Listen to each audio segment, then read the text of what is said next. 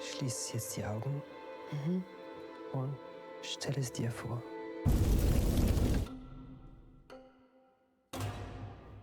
So let me give you a little bit of context of what we are doing here.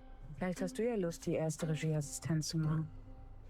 30 years ago, there was a racist fire attack in Solingen. Ich finde, das ist ein sehr wichtiger Film. We felt frustration and anger and loneliness. Und bitte. Bana Kur'an şart döndüne.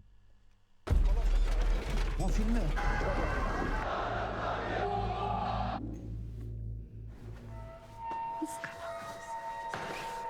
I lost the keys and then a stranger called me. Wo hast du die Kassetten denn hingetan? He has the keys and the address and he can come anytime into the apartment now.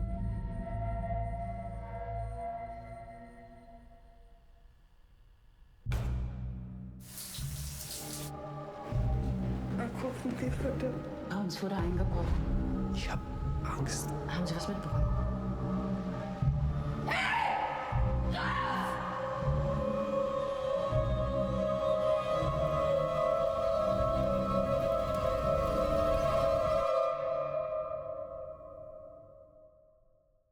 Now you have to taste it.